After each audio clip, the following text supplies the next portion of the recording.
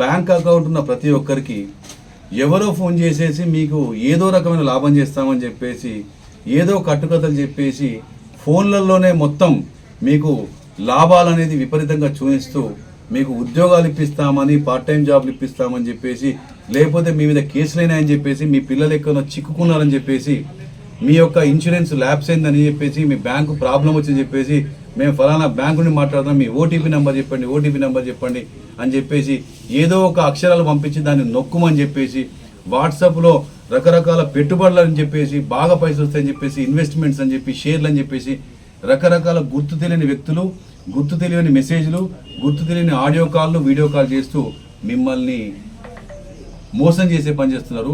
గుర్తుంచుకోండి, గుర్తు తెలియని ఫోన్ నంబరు, గుర్తు తెలియని వ్యక్తి మీకు సాయం చేస్తాము, మీకు లాభం చేస్తామన్న ప్రతి మాట కూడా బోగసే. మీ మొత్తం పైసలు పోతాయి, మీరు మొత్తం వీధిన పడే ప్రమాదం ఉంది. కాబట్టి అటువంటి ఫోన్ కాల్స్ ఏమొచ్చినా కట్ చేయండి.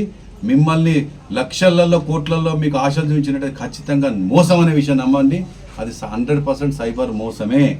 ఎక్కడ కూడా ఫోన్లలో మిమ్మల్ని అరెస్ట్ చేస్తాను, మిమ్మల్ని డిజిటల్ అరెస్ట్ చేస్తాను, మీకు ఇదైతుంది అదైతే అని చెప్పి వృద్ధులకు బెదిరిస్తారు. మీ బిడ్డలు దొరికిండ్రు, మీ కొడుకులు దొరికిండ్రు, మేము పోలీసు, మీ పేరిట ఆధార్ కార్డు దొరికింది, మీది దొరికింది. ఏమొద్దు, మీకు ఇక్కడ పోలీస్ స్టేషన్ ఉన్నది. మీకు ఉచితంగా 100 నంబర్ కొడితే రెస్పాండ్ కావడానికి పోలీసులు ఉన్నారు.